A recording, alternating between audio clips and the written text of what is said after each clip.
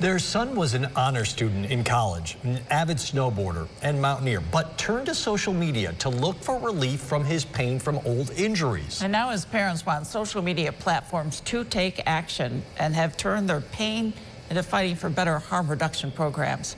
Shirley Chan has more.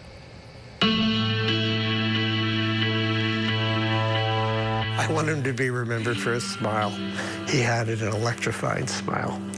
It's unfathomable to us that he's even gone. We talk about him so much that it almost seems like he's here until the reality hits that he isn't. Henry Zerko loved life and his family and friends. He excelled in sports like hockey and football, and he was an adventurous hiker. In college, he struggled with an addiction to Xanax. His parents sent him to a treatment center, and he got clean. They got their Henry back. The 23-year-old also returned to his studies. In July 2022, he was visiting his hometown of Scarsdale, New York. I kissed him goodnight. He went upstairs to go to sleep. But Henry never woke up. Instead, the next morning, Peter found his son draped over his desk, his head resting near the keyboard of his computer. The toxicology report called it fentanyl intoxication. We call it fentanyl murder. To us, it was murder. Peter and Erica tell us on his last night alive, Henry was in pain from an old injury and had trouble sleeping.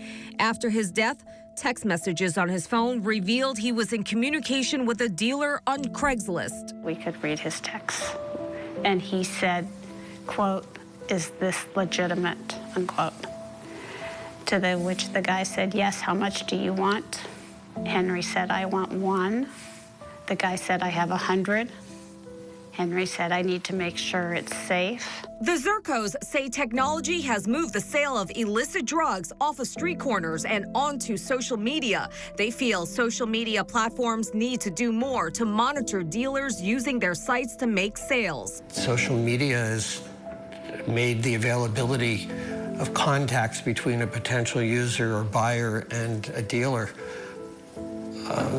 as easy as clicking.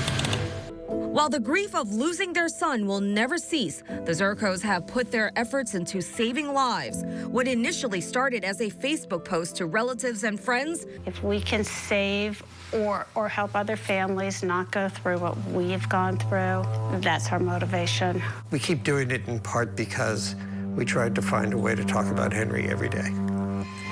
Keeps him alive for us. Saving a Generation, the fentanyl crisis, airs Wednesday, October 2nd, 10 p.m., right here on News Channel 9.